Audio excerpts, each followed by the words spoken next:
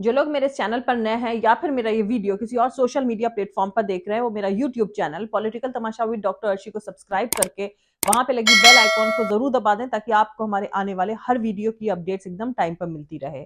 और दोस्तों, अगर आपको हमारे वीडियोस इन्फॉर्मेटिव लगते हैं, अगर आपको हमारा काम पसंद आता है, तो फिर आप अपने इस चैनल को सपोर्ट कर सकते हैं इसके पैट्रॉन बन करके, या फिर इसकी मेंबरशिप लेकर के, या फिर दोनों ही तरीके से। और दोनों का ही लिंक मैंने अलग अलग इसी वीडियो के डिस्क्रिप्शन में डाल दिया है। तो फिर चलिए आज के सियासी तमाशे के सफर को शुरू करते हैं।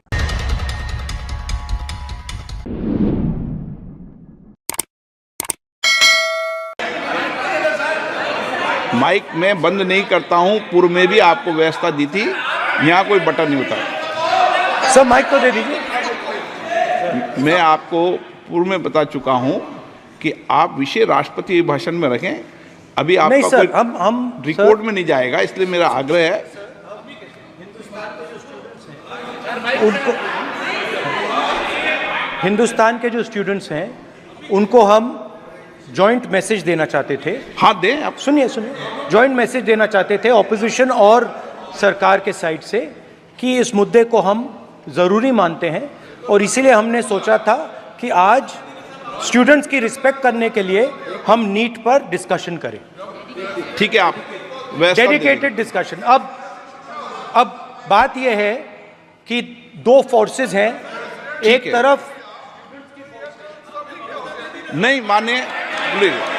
ओके, सभा पटल पर रखे जाने वाले पत्र आइटम नंबर 3। राहुल गांधी ने मोदी को पब्लिकली मंच पर खुली डिबेट के लिए चैलेंज किया था, लेकिन जैसे कि उम्मीद थी दूसरे साइड से नकार दिया गया। खैर, कल जो बाइडेन और डोनाल्ड ट्रंप के बीच CNN के प्लेटफॉर्म पर डिबेट हुई। इसमें सबसे अहम ट्रंप का यह बयान है, दुनिया तेजी से तीसरे वर्ल्ड वॉर की तरफ बढ़ रही है और बाइडेन इसके लिए जिम्मेदार हैं। अगर कहा जाए कि भारत को तेजी से जंग और इकोनॉमिक बदहाली की तरफ धकेला जा रहा है और नरेंद्र मोदी इसके लिए जिम्मेदार हैं, तो आप सब लोग जानते हैं कि कितने परसेंटेज लोग इससे सहमत होंगे। वहीं मुल्क की संसद में जब राजशाही दंड का सिंबल संगोल लगाया जा सकता है, तो फिलिस्तीन जिंदाबाद का नारा क्यों नहीं लगाया जा सकता। संगोल कॉन्स्टिट्यूशन विरोधी सिस्टम का सिंबल है और फिलिस्तीन को रिकॉग्निशन देना भारत की पॉलिसी में है। इसीलिए कहा जा रहा है कि असदुद्दीन ओवैसी ने सही किया। फिलिस्तीन जिंदाबाद, फिलिस्तीनी अवाम जिंदाबाद, फिलिस्तीनी रेजिस्टेंस कामयाब हो, ऐसा कहा जा सकता है क्योंकि प्रधानमंत्री नरेंद्र मोदी देश के पहले प्रधानमंत्री हैं जिन्होंने ऑक्यूपाइड वेस्ट बैंक का दौरा किया है। यह दौरा फरवरी 2018 में हुआ था। मुल्क के पहले प्रधानमंत्री पंडित जवाहरलाल नेहरू भी 50 के दशक में गजा गए थे। प्रधानमंत्री नरेंद्र मोदी ने अपने दौरे के दौरान फिलिस्तीनी अथॉरिटी के राष्ट्रपति और प्रधानमंत्री से बैठक करी थी और फिलिस्तीन को आजाद मुल्क बनाने की बात कही थी। वैसे आपको बता दूं कि फिलिस्तीन जिंदाबाद, फिलिस्तीनी अवाम जिंदाबाद, फिलिस्तीनी रेजिस्टेंस कामयाब हो, ये ब्रिक्स प्लस देशों के फॉरेन मिनिस्टर्स के साझा बयान का एक हिस्सा है। ये बयान इस महीने की 10 तारीख को जारी हुआ था और भारत ब्रिक्स का फाउंडर मेंबर है। क्या बोले हम? जय भीम, जय मीम, जय तेलंगाना, जय फलस्तीन। कैसा खिलाफ है बताइए, बताओ कौन सा संविधान का प्रोविजन है? जय भीम, जय मीम, जय तेलंगाना, जय फलस्तीन। क्या बोले हम? जय भीम, जय मीम, जय तेलंगाना, जय फलस्तीन। क्या खिलाफ है? कैसा खिलाफ है? कैसा खिलाफ है बताइए, बताओ कौन सा संविधान का प्रोविजन है? वहीं दूसरी तरफ बाइडेन और ट्रंप की डिबेट देखना भयंकर टॉर्चर था। अमेरिकी लोगों को बहुत शर्मिंदगी होती होगी कि कैसे थके हुए नाकारा लोग उनके नेता हैं। बाइडेन ठीक से बोल भी नहीं पा रहे थे और ट्रंप उनको हर मुद्दे पर लपेट दे रहे थे, पर दोनों ही बहुत झूठ बोल रहे थे। मॉस्को, बीजिंग, तेहरान वगैरह कई राजधानियों में अमेरिकी प्रेसिडेंशियल डिबेट को देखकर कह कहे लग रहे होंगे। उन्हें भरोसा नहीं हो पा रहा होगा कि किस्मत इस तरह से उनके साथ है। खैर, इंटरनेशनल सियासत के हिसाब से बाइडेन ट्रंप डिबेट को देखें तो भारत का जिक्र एक बार हुआ जब ट्रंप ने पेरिस क्लाइमेट समझौते से बाहर निकलने के बारे में बोला कि उस समझौते से अमेरिका के $1 ट्रिलियन खर्च होने थे, पर चीन, रूस, भारत को कुछ नहीं खर्च करना था। दरअसल दोस्तों, चीन और रूस दोनों उम्मीदवारों यानी बाइडेन और ट्रंप के दिमाग में बुरी तरह से घुसे हुए हैं। उनका रेफरेंस लगातार होता रहा है। ईरान, अफगानिस्तान, गजा और यूक्रेन का जिक्र भी तमाम बार हुआ। वैसे इस डिबेट के बाद ये उम्मीद और ज्यादा मजबूत हो गई है कि डेमोक्रेटिक पार्टी चुनाव से ठीक पहले अपना उम्मीदवार बदल देगी। ज्यादा चांस मिशेल ओबामा का लग रहा है। खैर, वापस भारत की सियासत पर लौटते हैं तो दोस्तों, इस वक्त की अहम खबर यह है कि राहुल गांधी को इंडिया गठबंधन ने यूनानिमस यानी सर्वसम्मति से लीडर ऑफ अपोजिशन यानी नेता विपक्ष चुन लिया है। इससे पहले हर दिन मीडिया सवाल पूछता रहा था कि लीडर ऑफ अपोजिशन एक जिम्मेदारी का ओहदा है। क्या राहुल गांधी इस जिम्मेदारी के लिए तैयार है? क्या राहुल गांधी लंबे वक्त तक संसद में बैठेंगे? असल में यह खौफ मीडिया का नहीं बल्कि उनके आका का था। अब कैसा मंजर होगा ये आपको बता दूं। संसद में पहली बेंच पर राहुल गांधी बैठेंगे, यानी राहुल गांधी मोदी आमने सामने होंगे। मोदी के हर भाषण पर राहुल का जवाब आएगा। दोस्तों, लीडर ऑफ अपोजिशन कैबिनेट मंत्री का ओहदा है, यानी हर अपॉइंटमेंट में राहुल गांधी की मौजूदगी। पूरी मीडिया में राहुल गांधी पर बात। मीडिया बकवास वाला तमाशा भी नहीं कर सकता है। राहुल गांधी अब सिर्फ सांसद ही नहीं बल्कि संसद के प्रोटोकॉल के साथ भी चलेंगे।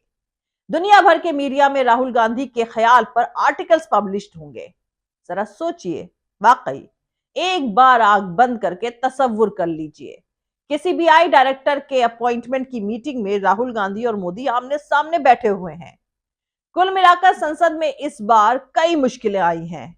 जैसे अब स्पीकर को बोलने का वक्त न्यूमेरिकल रेशियो के हिसाब से तय करना पड़ेगा। ऑपोजिशन तो पहले से ही मजबूत है, तो ना उसे धमकाकर चुप कराया जा सकता है और ना अपनी मर्जी से किसी को भी घंटा भर बुलवा सकते हैं।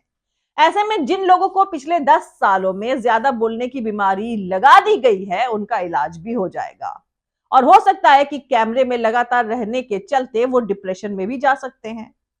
तो भैया, आप लोग नए नए ड्रामे झेलने को तैयार रहिए।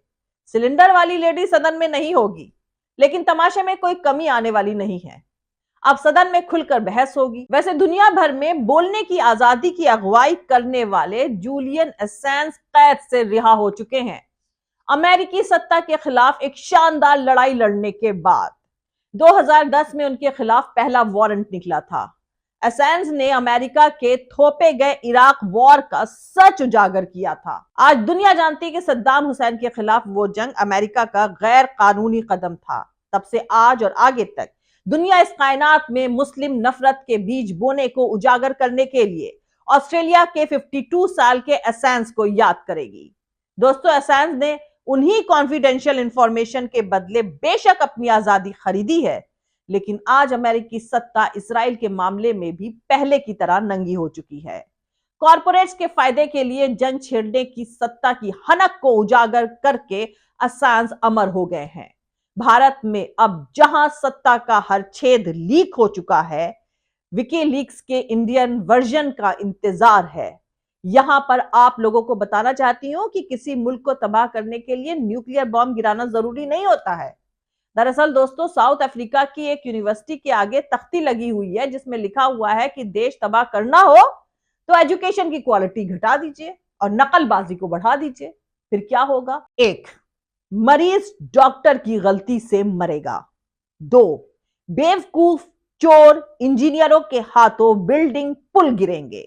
3, नकल मार और इकोनॉमिस्ट के चलते आपकी कमाई लुट जाएगी। 4, पाखंडी लोगों के चलते इंसानियत गुम हो जाएगी। 5वां, पेपर लीक से जज बने लोगों के चलते इंसाफ खो जाएगा। इसकी शुरुआत व्यापम घोटाले से हुई थी। अब साहिब की सत्ता में इस घोटाले ने इतने छेद करे हैं कि लीकेज रामलला मंदिर तक पहुंच गया है। अयोध्या में बीजेपी हार गई। अयोध्या आने वाली सारी फ्लाइट्स रद्द हो रही हैं। अयोध्या रेलवे स्टेशन की नई बनी बाउंड्री भरभरा कर गिर चुकी है। अयोध्या में रामपथ पहली बारिश में ही 20 जगह धंस गया। अयोध्या में रामलला की प्राण प्रतिष्ठा कराने वाले पुजारी का निधन हो गया है। अयोध्या में न्यूली बिल्ट मंदिर की छत से बरसात का पानी रामलला की मूर्ति पर गिर रहा है। कुल मिलाकर अयोध्या से राम मंदिर को लेकर अच्छी खबरें नहीं है। वहां के मेन पुजारी का कहना है कि प्राण प्रतिष्ठा को अभी सिर्फ 6 महीने हुए हैं और छत से पानी टपक रहा है। सोशल मीडिया पर लोगों ने फोटो डाली है कि राम पथ पर यानी रास्तों पर गड्ढे हो चुके हैं। बारिश से दीवार का कुछ हिस्सा भी गिर चुका है। एक महंत का गनर वापस ले लिया गया है क्योंकि महंत ने फैजाबाद के डीएम से बहस कर ली थी। दोस्तों, अयोध्या में राम मंदिर के मेन पुजारी आचार्य सत्येंद्र दास ने मंडे को कहा है कि अयोध्या में राम मंदिर की छत से पानी टपक रहा है, जबकि ये पहली बारिश है। प्राण प्रतिष्ठा को अभी 6 महीने ही हुए हैं। राम मंदिर का कंस्ट्रक्शन तकरीबन 1800 करोड़ रुपए की लागत से किया जा रहा है। 22 जनवरी को प्रधानमंत्री नरेंद्र मोदी की अगुवाई में एक समारोह में मंदिर का इनॉग्रेशन किया गया, जबकि इसके कुछ हिस्से अभी भी अंडर कंस्ट्रक्शन है। यहां पर बाबरी मस्जिद हुआ करती थी, जिसे 6 दिसंबर 1992 को गिरा दिया गया था। अब मंडे को पुजारी आचार्य सत्येंद्र दास ने बताया कि बारिश का पानी उस जगह के ठीक ऊपर की छत से रिस रहा है जहां पुजारी राम की मूर्ति के सामने बैठते हैं। उन्होंने कहा कि यह बहुत ताज्जुब की बात है कि पूरे देश के इंजीनियर्स राम मंदिर का निर्माण कर रहे हैं।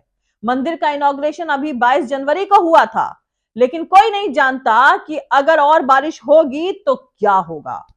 हैरान कर देने वाली बात यह है कि एक वर्ल्ड फेमस मंदिर की छत टपक रही है। उन्होंने मंदिर के कंस्ट्रक्शन में लापरवाही का भी इल्जाम लगाया है और दावा किया है कि सैटरडे को हुई बारिश के बाद मंदिर कंपाउंड से बारिश के पानी की निकासी की कोई इंतजाम भी नहीं करा गया है।